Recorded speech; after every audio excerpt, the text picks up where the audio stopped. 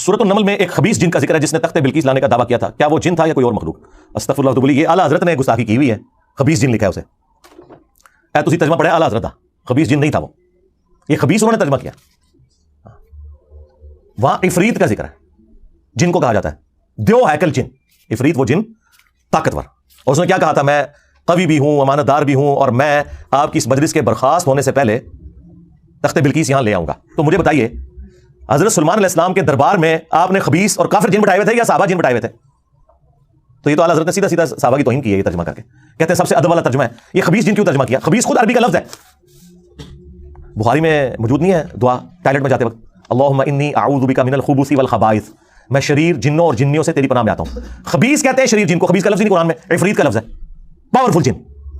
تو حضرت سلمان کے صحابی کو اعلیٰ حضرت نے خبیث کہا, تو اعلیٰ حضرت پہ اب رافضیت کا فتویٰ چاہیے ہمیں, گستاخ صحابہ کا فتویٰ چاہیے. اور یہ جو تم لوگوں نے 2 نمبری مچائی ہوئی ہے نا کہ وہ سب سے مؤدب ترجمہ تھا, اور فارغ کر چھڑا جائے.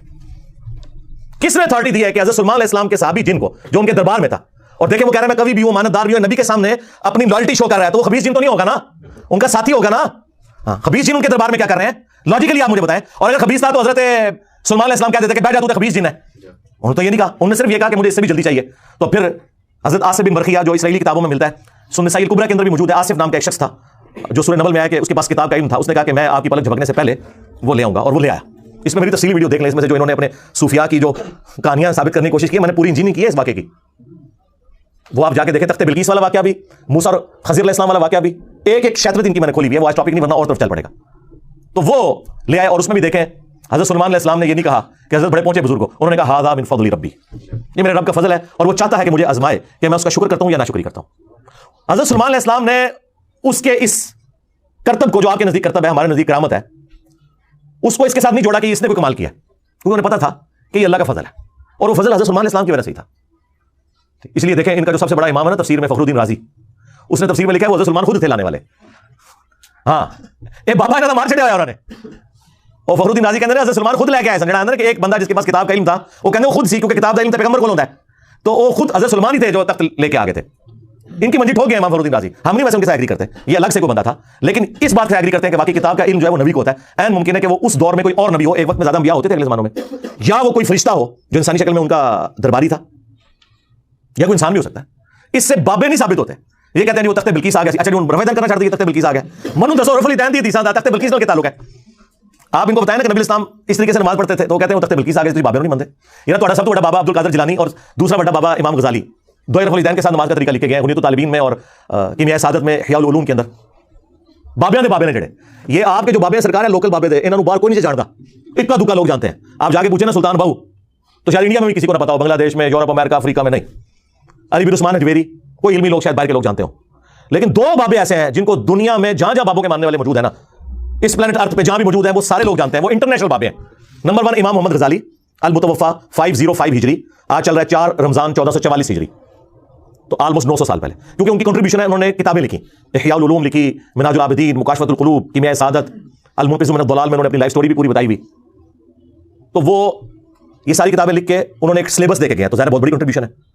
اور ان کے کچھ عرصے کے بعد آئے شیخ عبد القادر جیلانی, یہ 505 ہجری میں فوت ہوئے ہیں, اور شیخ عبد القادر جیلانی جو ہیں وہ پیدا ہوئے ہیں 471 ہجری میں, اور فوت ہوئے ہیں 561 ہجری میں. لیکن امام غزالی سے ان کی ملاقات نہیں ہوئی ہے, زمانہ پایا ہے انہوں نے امام غزالی کا, لیکن امام غزالی سے سینئر تھے, یہ مل نہیں سکے ان کو.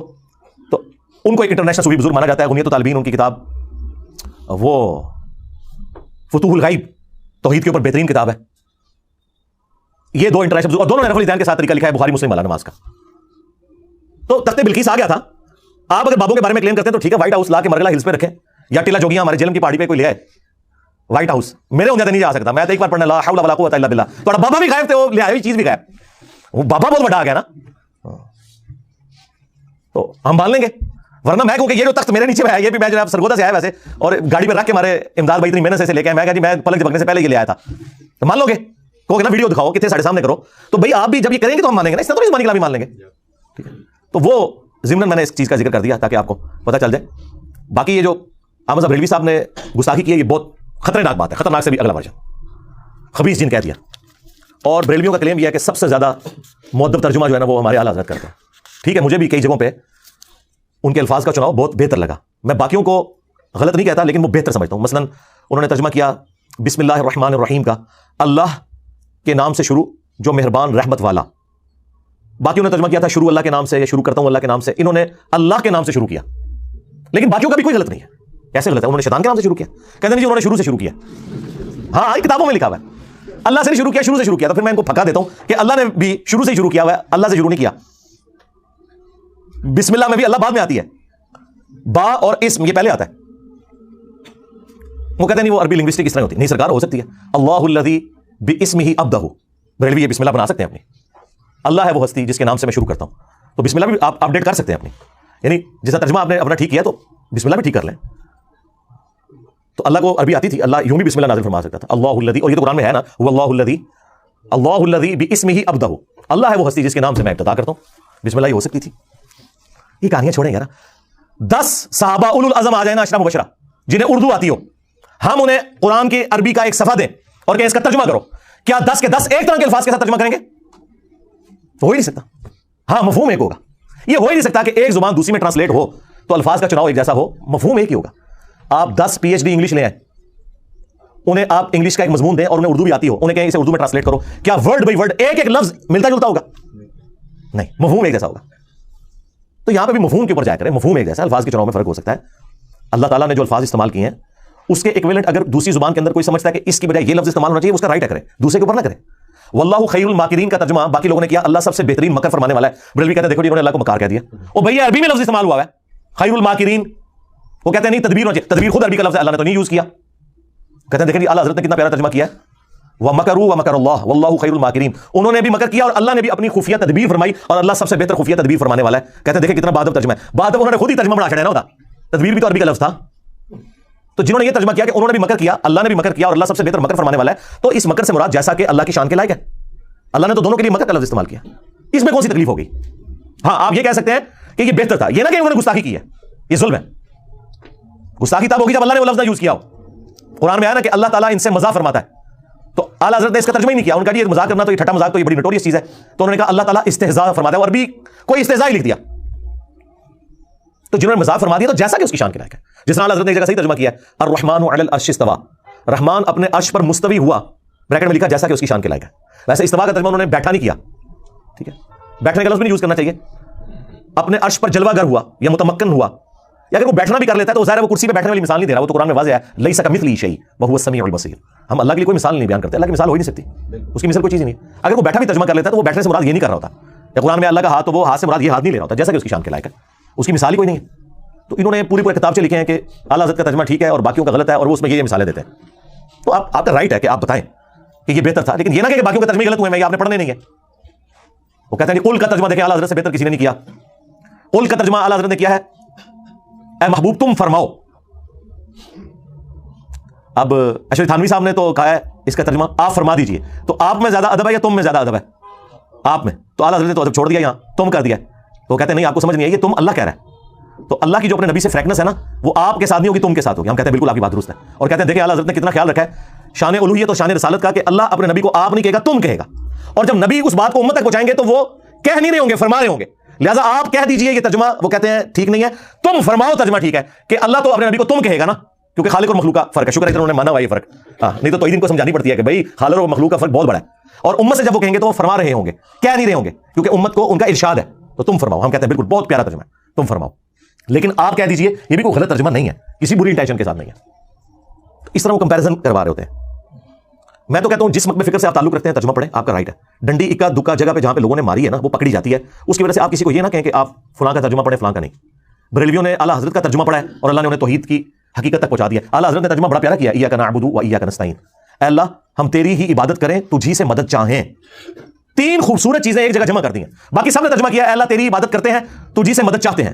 یہ پرفیکٹ ترجمہ نہیں ہے, کیونکہ یہاں مضارع کا سیکھا ہے. مضارع میں حال اور مستقبل دونوں کور ہوتے ہیں. ترجمہ اس کا یوں بنتا تھا اے اللہ تیری ہی عبادت کرتے ہیں اور کریں گے, تجھی سے مدد چاہتے ہیں اور چاہیں گے. اور دوسری بات, یہ دعائیہ کلمات تھے. تو اعلیٰ حضرت نے دعا پلس حال پلس فیوچر مستقبل تینوں کو ایک جگہ جمع کر کے ترجمہ پتہ کیا کیا, اے اللہ تیری ہی عبادت کریں, تجھی سے مدد چاہیں. یعنی آج بھی اگر عبادت کر رہے ہیں تو تیری کریں, مستقبل میں بھی کریں تو تیری کریں, اور دعا بھی ہو گئی اے اللہ تیری عبادت کریں, تجھی سے ہی مدد چاہیں. میں کہتا ہوں کلاس ہے, یعنی یہ 100 نمبر بنتے ہیں. اس طرح کا ترجمہ اور کسی نے نہیں کیا. یہ لالا بات ہے کہ اعلیٰ حضرت کے ماننے والے بابوں کو پکار رہے ہیں. ہاں لیکن ہم کہتے ہیں اعلیٰ حضرت کا ترجمہ پڑھو تو عید تک پہنچ جاؤ گے. بریلوی ہو تو اعلیٰ حضرت کا ترجمہ پڑھ لو, دیوبندی ہو تو اپنے اشرف تھانوی کا ترجمہ پڑھ لو, اہل حدیث ہو تو اپنے جونا گڑی صاحب کا ترجمہ پڑھ لو, شیعہ ہو تو اپنے فرمان علی شاہ کا ترجمہ پڑھ لو. انہوں نے بھی یہی ترجمہ کیا, اللہ تیری عبادت کریں, تجھ سے مدد چاہیں. بعد میں بے شک وہ پکارتے ہیں یا علی مدد کہتے ہیں یا شیخ عبد القادر جیلانی مدد کہتے ہیں, اسے کوئی فرق نہیں پڑتا. قرآن میں تو یہ لکھا ہوا نا. پھر ہم کیوں نہ کہیں کہ مرنے سے پہلے اے مسلمان کر لے اس پہ غور, کتابوں کا خدا اور ہے, بابوں کا خدا اور, یعنی کہ اسی خدا کو مانتے ہیں لیکن تعلیمات وہ نہیں ہے جو کتابوں میں آئی ہیں. بابوں نے اپنی طرف سے دین کھاڑ کے آپ کو بتایا. تو جہاں جہاں پہ ان کا ترجمہ اچھا ہے ہم تعریف کرتے ہیں کہ بہت اچھا ترجمہ کیا, لیکن جہاں جہاں ڈنڈی ماری ہو پکڑی گئی. اب دیکھیں نا, انا ارسلنا کا شاہدا و مبشرا و نذیرا, اس کا ترجمہ اتنا ظلم پہ مبنی انہوں نے کیا, اے نبی ہم نے آپ کو حاضر و ناظر بنا کے بھیجا. اب عام بندے کو کیا کہتا ہے قرآن میں لکھا ہے حاضر و ناظر, آپ کیوں نہیں مانتے؟ اب انہیں کون بتائے کہ یہ حاضر و ناظر دونوں لفظ عربی کے تھے, حاضر ناظر, قرآن میں تو نہیں لکھے ہوئے. قرآن کے جو الفاظ ہیں وہ ہے شاہد, تو شاہد کا ترجمہ انہوں نے کر دیا ہے حاضر و ناظر. اب اس کی وجہ سے مصیبت کھڑی ہوگی. اسی وجہ سے پھر اہل حدیث جو بندی کہتے ہیں جی اعلیٰ حضرت نے ترجمہ چینج کر دیا. ہم کہتے ہیں کوئی فرق نہیں پڑتا, اعلیٰ حضرت نے اپنی ڈنڈی خود ہی پکڑ لی ہے. ہر جگہ تو بندہ ڈنڈی نہ مار سکتا. یہی شاہد کا لفظ, شہید کا لفظ جب آیا نا سورۃ البقرہ میں پارہ نمبر 2 کے آغاز کے اندر, اعلیٰ حضرت فوت ہو گئے نا, رجوع بھی نہیں کر سکتے, نہیں تو رجوع کروا لیں. آیت نمبر 143, وَكَذَلِكَ جَعَلْنَاكُمْ أُمَّةً وَسَطًا, اور اس طریقے سے ہم نے تمہیں معتدل امت بنایا ہے, لِتَكُونُوا شُهَدَاءَ عَلَى النَّاسِ, تاکہ تم حاضر و ناظر بن جاؤ لوگوں پر, پوری امت حاضر و ناظر.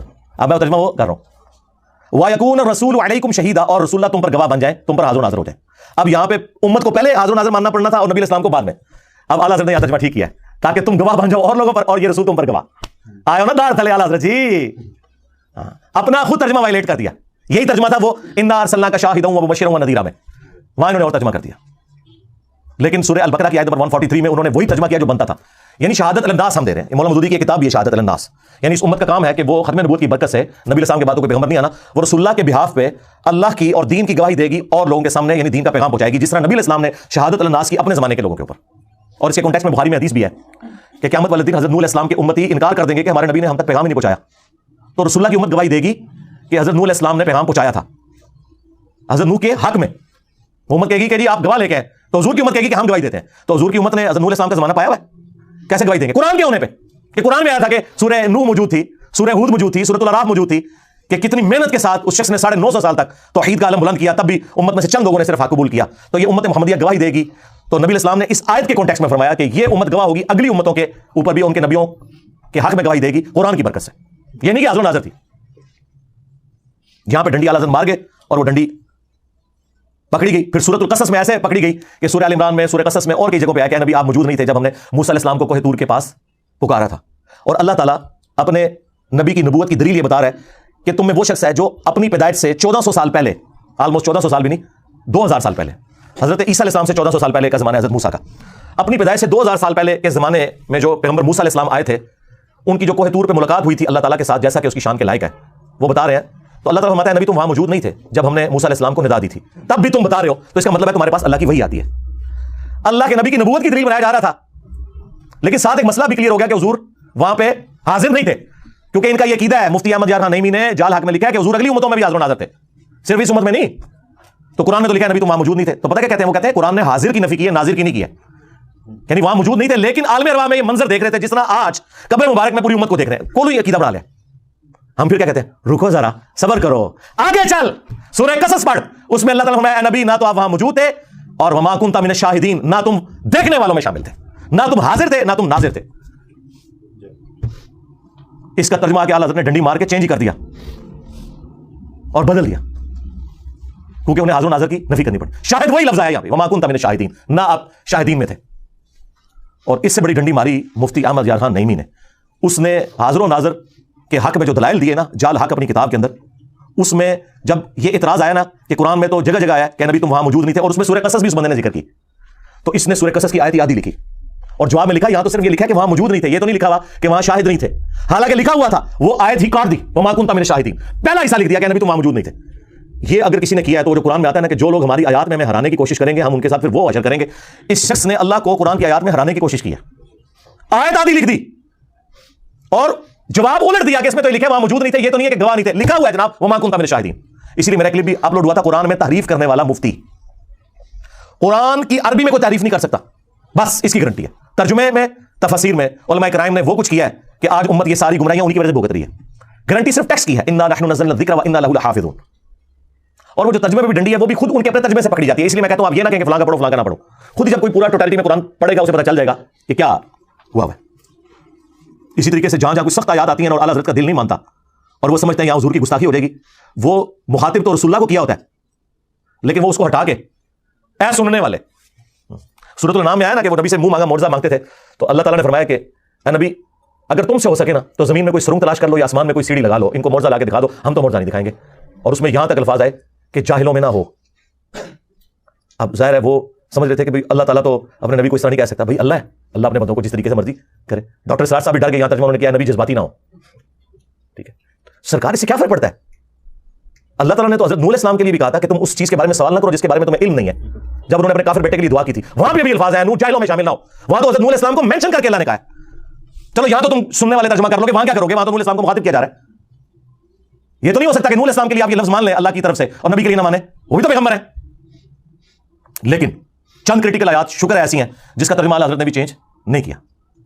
ایک آیت تو میں ضرور کہوں گا کہ وہ آپ پڑھیں, سورۃ الاعراف کی آیت نمبر 188, جس کے بارے میں میرا یہ دعویٰ ہے کہ یہ وہ آیت ہے جو آپ مسلمانوں کے مجمع میں کسی چوک یا چوراہے میں پڑھیں تو شہادت واجب ہو جائے گی. آپ کو کوئی نہ کوئی 295 لگا کے قتل کر دے گا, خواہ آپ اعلیٰ حضرت کا ہی ترجمہ پڑھ دیں سورۃ الاعراف کی آیت نمبر 188 کا, کیونکہ پورے کے پورے ان کے جو عقائد اور نظریات جو انہوں نے گھڑے میں نا وہ سارے ایک آیت سے فارغ ہو جاتے ہیں. اور اعلیٰ حضرت نے اس کا ترجمہ بالکل ٹھیک کیا ہوا ہے, کیونکہ وہاں تو یہ کہہ نہیں سکتے تھے کہ اے سننے والے, وہاں تو نبی علیہ السلام کو ڈائریکٹ کہا جا رہا تھا قول کے ساتھ. وہ آیت میں کور کر دیتا ہوں تاکہ ایٹ لیسٹ قرآن کے حوالے سے آپ کو یہ کلیئر ہو جائے کہ قرآن کا خدا اور ہے, قرآن کا پیغمبر اور ہے, بابوں کا پیغمبر اور ہے. اگرچہ وہ اسی پیغمبر کو مانتے ہیں لیکن ان کوالٹیز کے ساتھ مانے نا جو قرآن و سنت میں آئی ہیں. آیت نمبر ہے 188 سورۃ الاعراف, سورۃ نمبر 7 پارہ نمبر 9. قل لا املک لنفسی نفعا ولا ضرا, اے نبی تم فرماؤ میں تو اپنی جان کے حق میں بھی کسی نفع اور نقصان کا مالک نہیں ہوں. لو جی بابے تو سارے اڑ گئے. اگر رسول اللہ کا یہ اسٹیٹس ہے کہ وہ اپنی جان کے نفع نقصان کے مالک نہیں ہے, ٹھیک ہے, ہو سکتا ہے کوئی یہ کہے کہ حضور اپنے لیے یہ کہہ رہے تھے, ہمارے لیے نہیں کہہ رہے تھے, ہمارے تو نفع نقصان کے مالک ہیں, کیونکہ رسول اللہ سے اوپر تو کوئی نہیں کہ جو انہیں نفع نقصان پہنچا سکے سوائے اللہ کے. تو ہم کہیں گے رکو ذرا صبر کرو, یہ تمہارا مسئلہ بھی قرآن سے ہی ہم ختم کر دیں گے. کھولو سورۃ المائدہ اور اس کی آیت نمبر 75 کھولو, تمہیں پتہ چل جائے گا اللہ تعالیٰ نے ایک اولو العزم پیغمبر عیسیٰ ابن مریم علیہ السلام کے بارے میں پہلے ہی فرما دیا, مل مسیح ابن مریم الا رسول, عیسیٰ ابن مریم تو نہیں تھے مگر ایک رسول ہی, قد خلت من قبلہ الرسل, ان سے پہلے بھی اور رسول گزر چکے ہیں. یہ اللہ کے بیٹے تم نے کہاں سے بنا لیے؟ رسول تھے اور رسول بھی آئے. وامہ صدیقہ, اور ان کی ماں ایک سچی عورت تھی. کانا یاکلان الطعام, دونوں کھانا کھانے کے محتاج تھے, ہاں روٹی کے محتاج تھے, عیسیٰ بھی ان کی ماں بھی.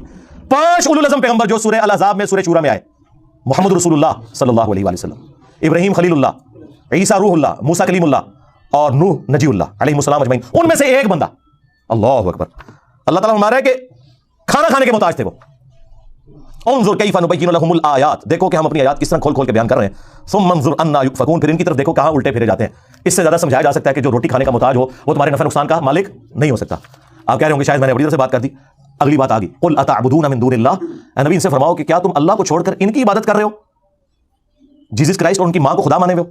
اب یہ آپ بریلویوں کو پیش کریں, کہتے ہیں نہیں ہم تو نہیں بزرگوں کو خدا مانتے, عبادت تو نہیں کرتے. ہم کہتے ہیں آگے چل, آگے لکھا ہے ما لا یملک لکم ضرا ولا نفعا, جو کہ نہ تمہارے نقصان کے مالک ہیں نہ نفع کے. عیسیٰ اور ان کی ماں تمہارے نفع نقصان کے مالک نہیں ہے. عبادت تو پچھلی بات رہ گئی, یعنی عبادت اس کی ہوگی جو نفع نقصان کا مالک ہوگا. تو اس میں نے کہا تھا کہ عیسیٰ کے جیسا ہے ہی کوئی نہیں, تیرے سارے بابے تھے شاہ ہی کوئی نہیں. ہاں, مریم کے جیسا ہے ہی کوئی نہیں, تیری رابعہ بصریہ تھے شاہ ہی کوئی نہیں. دونوں کا ذکر آیا ہوا ہے. عبادت نہیں صرف, نفع نقصان کے مالک نہیں.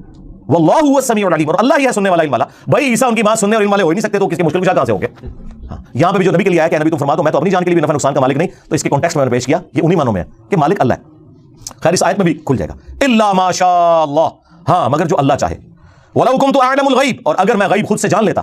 ایک تو وہ جو اللہ وحی کے ذریعے بتاتا ہے, اس علم غیب کا کوئی انکار کرے وہ کافر ہے, وہ تو نبی کے حق میں ہم مانتے ہیں, وہ تو قرآن میں واضح فتویٰ ہے. سورہ آل عمران آیت نمبر 179 میں واضح اللہ تعالیٰ نے فرما دیا, وما كان الله ليطلعكم على الغیب, اللہ کی شان نہیں کہ تمہیں غیب پر اطلاع دے, ولكن الله يجتبي من رسله من يشاء, ہاں اللہ اپنے رسولوں میں سے جس کو چاہتا ہے اسے غیب کی خبریں دیتا ہے. ٹھیک ہے, عام بندے کا کام رسولوں پہ ایمان لانا ہے. اگر میں خود سے غیب جان لیتا, لاستكثرت من الخير, تو میں خیر کثیر جمع کر لیتا. وما مسني السوء, اور کبھی مجھے کوئی تکلیف نہ پہنچتی, مجھے پہلے پتہ چل جاتا کہ یہ ہونے والا ہے, میں فورس ہی کر لیتا. آپ کو سی سی ٹی وی کیمرے میں اگر مستقبل کی خبر پہلے دکھائی جائے کہ آپ یہ روڈ کراس کریں گے تو ایک ٹرک کے نیچے آ جائیں گے, آپ نے تو پوری زندگی وہ روڈ نہیں کراس کرنی. یہ حقیقت بات ہے. ان انا الا نذیر و بشیر, میں تو نہیں سوائے اس کے کہ ڈر سنانے والا ہوں آخرت کا اور خوشخبری دینے والا ہوں جنت کی. لقوم یؤمنون, ان لوگوں کے لیے جو باقی بات ماننا چاہیں, ایمان لانا چاہیں ان کے لیے. یہ سورۃ الاعراف کی آیت نمبر 188 کا اعلیٰ حضرت نے بالکل صحیح ترجمہ کیا ہے. اور خود مان لیا کہ علم الغیب کا عقیدہ کیا ہے, نفع نقصان کا عقیدہ کیا ہے, سب کچھ مان لیا کہ اللہ ہی اللہ ہے. تو یہاں پہ ہم کہتے ہیں کہ اعلیٰ حضرت کا ترجمہ پڑھ لو. پھر سورۃ الانعام میں, سورہ الزمر میں, سورہ یونس میں, قل انی اخاف ان عصیت ربی عذاب یوم عظیم, اے نبی تم فرماؤ کہ اگر میں بھی اپنے رب کی نافرمانی کروں تو بڑے دن کا عذاب مجھے بھی آ پکڑے گا. ظاہر ہے یہ سمجھانے کے لیے, ہاں ایسا نہیں ہے کہ رسول اللہ کو نافرمانی کریں گے, سمجھانے کے لیے. اور سمجھا نہیں انہوں نے, سمجھانا یہی تھا کہ عبد القادر جیلانی تو شاہی کوئی نہیں. ہاں اگر نبی کا یہ اسٹیٹس ہے, انہوں نے بھی شریعت کو فالو کرنا ہے. وَأَنَا أَوَّلُ الْمُسْلِمِينَ, سب سے پہلے انہوں نے مسلم بننا ہے. پھر جو سورۃ الاحقاف کی آیت ہے, نبی تم فرماؤ میں کوئی نیا رسول نہیں ہوں, مجھ سے پہلے بھی رسول آئے ہیں اور مجھے تو خود نہیں پتا کہ خود تمہارے ساتھ اور خود میرے ساتھ کیا ہونے والا ہے معاملہ. یعنی حضور کو تو نہیں پتا تھا کہ کب معجزات ظاہر ہوں گے, کیا ہوگا. اس سے مراد رسول اللہ کی آخرت کا معاملہ نہیں ہے, ظاہر ہے وہ تو قطعی جنتی ہے, پورا دین اس پہ کھڑا ہے. لیکن یہ بتایا جا رہا ہے کہ جو آپ کو کہتے ہیں نا ہمارے سلسلے میں مرید ہو جاؤ, ہم اس وقت تک جنت میں نہیں جائیں گے جب تک کہ سارے مریدوں کو لینا جائیے. کتنے لے جائیے. ہاں تو رسول اللہ تو یہ فرما رہے ہیں مستقبل اللہ اور اس کے بندوں کا معاملہ ہے. حضور جب یہ کہہ رہے تھے نا بخاری مسلم میں کہ اے نبی کے چچا عباس میرے مال سے جو لینا ہے لے لے, اگر اللہ نے تجھے پکڑ لیا میں کچھ کام نہیں آؤں گا. اے نبی کی پھوپھی صفیہ میرے مال سے جو لینا ہے لے لے, اگر اللہ کے حضور پکڑی گئی میں تیرے کچھ کام نہیں آؤں گا. اور اے نبی کی بیٹی فاطمہ, کون فاطمہ؟ جنتی عورتوں کی سردار. ہاں کون فاطمہ؟ میرے جگر کا ٹکڑا, نبی اسلام نے فرمایا. جنتی عورتوں کی سردار بھی بخاری مسلم میں ہے, جگر کا ٹکڑا بھی بخاری مسلم میں. جس نے اسے تکلیف دی اس نے مجھے تکلیف دی, لیکن حضور نے فرمایا میری بیٹی فاطمہ میرے مال سے جو لینا ہے لے لے, اگر اللہ کے حضور تو پکڑی گئی نا میں تیرے کچھ کام نہیں آؤں گا. تو مجھے بتائیں, میں تو یہ پھر کہوں نا کہ فاطمہ کے جیسا ہے ہی کوئی نہیں. عبد القادر جیلانی تھے, شیعہ ہی کوئی نہیں. بایزید بستامی تھے, شیعہ ہی کوئی نہیں ان کے مقابلے پہ. تو اللہ کے بندو, قرآن و سنت اپنی تعلیمات کے اندر بالکل واضح ہے. اپنے ترجمے پڑھ کے دیکھ لو کیا بیان ہوا ہے. قرآن آپ کسی کا بھی پڑھیں آپ کو پتہ چل جائے گا کہ قرآن اپنی توحید میں, عقائد میں, نظریات میں بالکل ایک ننگی تلوار ہے, زیرو ٹالرنس ہے. تو یہ اب چونکہ ایک پرچی آئی میرے پہ کافی تاریخ ہو گئی کہ میں نے آپ کو بتا دیا کہ جو اعلیٰ حضرت کے ترجمے کے اعتبار سے جو انہوں نے ایک ڈھکوسلا سا کھڑا کیا ہوا ہے, تو یہ اتنا بھی کوئی معاملہ نہیں ہے جو انہوں نے کھڑا کیا. جو اعلیٰ حضرت سے کوئی غلطیاں نہیں ہوئی ہیں, انہوں نے سیدھا سیدھا ایک صحابی کو خبیث کہہ دیا. اور اس سے بڑھ کر غزوہ احد کا جب ذکر آیا سورہ آل عمران میں, سورۃ البقرہ میں بھی کچھ اشارتاً ذکر ہے, تو وہاں پہ انہوں نے اعلیٰ حضرت نے صحابہ کرام کے بارے میں بدر و احد کے کانٹیکسٹ میں کہا کہ تم نے نہ مردی دکھائی, نہ مرد کہہ دیا صحابہ کو. اچھا ہم اسے گستاخی نہیں سمجھتے, کوئی مسئلہ نہیں ہے. ان کی ڈاکٹرن میں ہے نہ مرد کہنا, وہ کہیں گے وہ نہ مرد ان معنوں میں تھا کہ انہوں نے کمزوری دکھائی, تو ہم کہتے ہیں پھر کمزوری کا لفظ یوز کرنا چاہیے. تم تو کہتے ہو بڑا با ادب ترجمہ ہے. ہاں کہتے ہیں انجینئر بڑا گستاخانہ لفظ یوز کرتا ہے. اعلیٰ حضرت نے نہ مرد کہا صحابہ کرام نو, اعلیٰ حضرت نے صحابہ کرام نو نہ مرد کہا, نہ مردی دکھائی میدان جنگ میں. تو ادھر تم تعویل کرتے ہو نا, کیا کہتے ہو کہ اس سے مراد تھا کم ہمتی دکھائی. آئے سرکار اعلیٰ حضرت کو بھی پڑھانا سی نا کہ کم ہمتی ذکر کرتے, چلو بزدلی کہہ دیتے, اگرچہ وہ بھی ایک گستاخانہ لفظ تھا آپ کی ڈاکٹرن میں. ہمارے نزدیک کوئی ڈاکٹرن میں کوئی بزدلی یا کم ہمت کوئی بھی نہیں, لیکن آپ نے جو کچھ پڑھایا نا اپنی عوام کو اس میں تو 100% گستاخی ہے, نہ مرد کا ہے صحابہ کرام کو. تو یہ تو تعویل کریں گے کہ نہیں جی وہ یہ کہنا چاہ رہے تھے کہ کم ہمتی دکھائی, تو یہ کہتے ہیں نا مرد کیوں کہا. اپنے اعلیٰ حضرت کی باری آئی تو اب آپ کا جو کلیم تھا نا کہ اعلیٰ حضرت الفاظ کا چناؤ بڑا ادب والا کرتے تھے, وہ میں تھوڑا ختم کرتا. انہوں نے حضرت سلمان علیہ السلام کے صحابی کو بھی خبیث بولا, خبیث جن نعوذ باللہ, اور رسول اللہ کے صحابہ کو جو بدر و احد میں شامل تھے جو ایک انسانی کمزوری کی وجہ سے کم ہمتی دکھا گئے, انہیں نہ مرد کہا, حالانکہ اس سے بہتر لفظ استعمال ہو سکتا تھا. تو ایڈے بھی نا تم بادشاہ کھلا کے پھرا کرو کہ بھی, اور کئی لوگوں نے میری ویڈیوز بھی اپلوڈ کی ہیں کہ اعلیٰ حضرت کے ترجمے کے لیے بھائی نے بڑی تعریف کی ہے. سرکار میں تو ہر بندے کی تعریف بھی کرتا ہوں اچھائی میں, اور برائی میں چھوڑتا نہیں ہے میں انہوں, چاہے پرانا ہو چاہے نواں ہو, کیونکہ علم کی دنیا ہے. اور یہاں پہ یہ ہو نہیں سکتا کہ نشتر ہاتھ میں ہو سرجن کے اور اسے بتایا جائے کہ حضرت یہ مفتی اعظم پاکستان ہے جن کا اپینڈکس کا آپریشن کریں گے. وہ کہے گا جی پاویں مفتی اعظم ہے تے پاویں قاصد اعظم ہے تے پاویں وزیر اعظم ہے, چیرا سارے میں لانا ہے. ہاں تو یہ علم کی دنیا ہے, چیرا لگے گا چاہے پرانا ہو چاہے نواں ہو. علم کی دنیا میں یہ نہیں بات ہوتی کہ آپ یہ کہیں گے پرانا ہے تھوڑا ہاتھوں لا رکھو, نہیں اس طرح نہیں ہوتا. صلوا علی محمد و آل محمد, اللهم صل علی محمد وعلى آل محمد واصحاب محمد وازواج محمد وامة محمد اجمعین الی یوم الدین, آمین.